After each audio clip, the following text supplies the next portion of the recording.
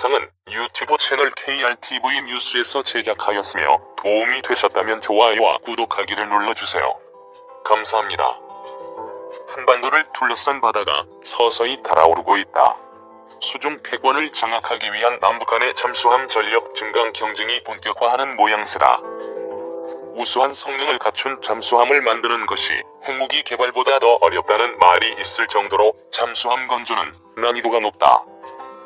실제로 잠수함을 자체적으로 설계 및 건조하고 있는 나라는 미국, 러시아, 중국, 영국, 프랑스, 독일, 스웨덴, 한국 등에 불과하다. 하지만 잠수함은 바다의 수중 환경이 복잡해 수상함이나 해상 초계기가 탐지하기가 어렵다. 그만큼 해상에서의 전략적 억제력이 크다. 남북이 오래전부터 잠수함 확보에 총력을 기울이고 있는 이유다. 1592년 임진왜란 당시 충무공 이순신 장군이 일본 함대를 격파하는 과정에서 거북선이 결정적 역할을 했다면 오늘날에는 잠수함이 거북선과 유사한 게임 체인지가 될 수 있다는 평가다. 수직 발사대 갖춘 3000톤급 잠수함 건조 본격화. 본 영상은 유튜브 채널 KRTV 뉴스에서 제작하였으며 도움이 되셨다면 좋아요와 구독하기를 눌러주세요. 감사합니다. 지난 10일 경남 거제 대우조선해양 오포조선소 국내 기술로 만든 두 번째 장보고 3급 배치 1 잠수함 안무함이 모습을 드러냈다. 이날 진수식을 치른 안무함은 2018년 9월 진수한 도산한 창호함에 이어건조된 잠수함이다. 잠수함의 두뇌 역할을 하는 전투 체계와 음파 탐지기 등 핵심 장비들을 자체 개발, 국산화 비율을 기존 장보고 2 잠수함보다 2배 정도 높은 76%로 끌어올렸다.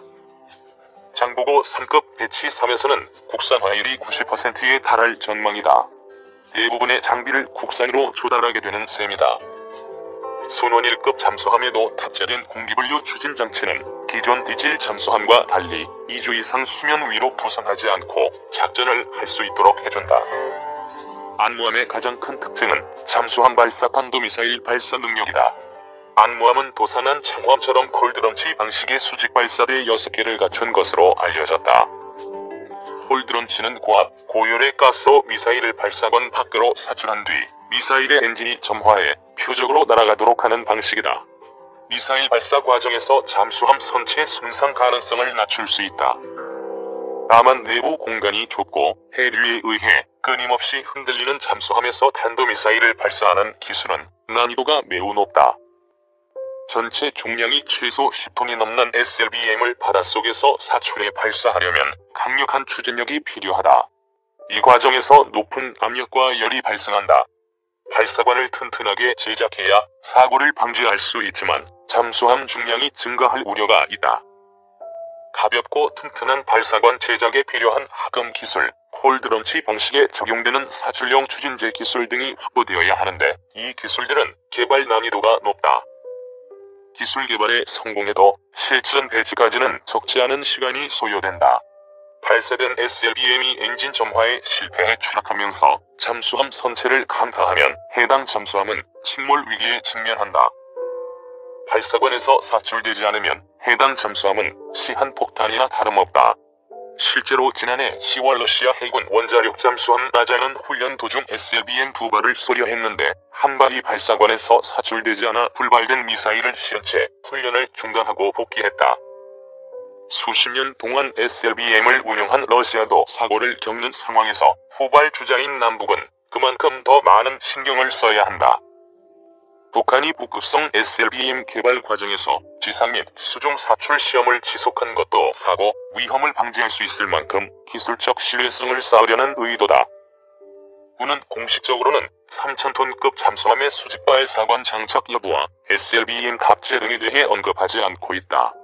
하지만 SLBM 발사에 필요한 핵심 기술 개발은 이미 완료됐으며 지상 사출 시험도 마무리된 것으로 알려졌다.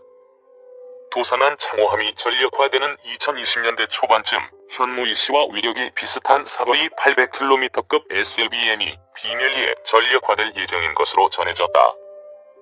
SLBM 잠수함 확보 서두르는 북한.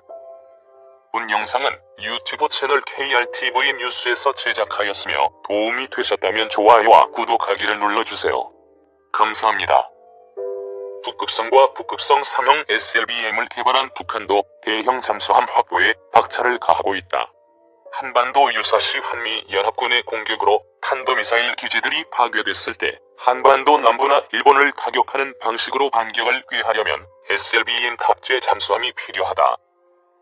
제1경 능력을 확보했다는 사실이 입증되면 한미연합군이 공격적인 작전을 취하는 것을 다소나마 억제할 수 있다. 북한이 경제난 속에서도 잠수함 건조를 포기하지 못하는 이유다. 국가정보원은 최근 북한이 SLBM 탑재 잠수함 2척을 새로 건조하고 있다고 밝혔다. 한 척은 기존 로미오급 잠수함을 개량한 것이지만 또 다른 한 척은 신형 잠수함으로 추정된다. 지난해 7월 모습을 드러낸 로미오급 개량형은 3,000톤급으로 SLBM 3기를 탑재할 수 있는 것으로 평가된다. 북극성 SLBM 시험 발사에 사용한 신포급보다 크다. 상징적인 수준을 넘어서 실질적인 전투력을 갖추는 단계로 나아가고 있다고 볼 수 있는 대목이다. 북한이 건조 중인 신형 잠수함은 4,000에서 5,000톤급으로 SLBM 6기 탑재가 가능할 것으로 추정된다. 이 같은 관측이 현실화된다면 도산한 창함과 동일한 수준의 전략적 타격력을 확보하게 된다. 지난달 노동당 창건 75주년에 등장한 북극성 4형을 탑재한다면 사거리나 파괴력이 더 강력해질 가능성이 있다. 다만 북한의 신형 잠수함이 도산한 창호함이나 일본 소류급처럼 높은 수준의 성능을 발휘할지는 미지수다. 로미오급 잠수함은 수중소음이 심한 것으로 악명이 높다. 그런데 북한이 지난해 7월 공개한 로미오급 개량형은 함교 뒷부분이 튀어나와 있다. SLBM 탑재 수직 발사대 설치와 관련이 있는 것으로 보인다.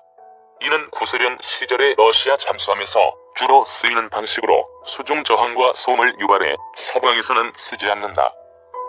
북한이 1970년대부터 잠수함을 운용했고 연어급이나 유고급 잠수정을 건조한 경험도 있지만 2,000톤 이상의 배수량을 지닌 잠수함을 만드는 것은 차원이 다른 문제다. 로미오급 잠수함을 개조한다 해도 수중 항해 특성이 달라지는 만큼 안정성 등의 부분에서 검증이 필요하다. 북극성 SLBM을 개발했지만 발사 과정에서 사고가 발생하는 망신을 당한다면 북한의 핵능력에 대한 불신만 키울 뿐이다. 북한이 로미오급 개량형을 진수해도 실제 작전 능력 확보까지 진통을 겪을 수 있다는 관측이 나오는 대목이다. 하지만 북한 잠수함 성능이 뒤떨어진다 해도 한반도 남부나 일본 연안을 공격하기에는 충분하다는 점에서 경계해야 한다는 지적도 많다. 북한 잠수함들이 신포항에서 자취를 감추기만 해도 한미연합군은 동해 전역에서 감시를 강화해야 한다. 북한으로서는 해군기지 인근 해역에서 대기하는 기만작전으로도 상당한 효과를 거둘 수 있다. 특히 북한 잠수함 활동 영역인 동해는 난류와 한류가 교차해 수계가 빈번히 발생, 잠수함 탐지가 쉽지 않다. 북한의 신형 잠수함이 실제로 모습을 드러낼 경우 대응책을 놓고 군 당국의 고심이 깊어질 전망이다. 본 영상은 유튜브 채널 KRTV 뉴스에서 제작하였으며 도움이 되셨다면 좋아요와 구독하기를 눌러주세요. 감사합니다.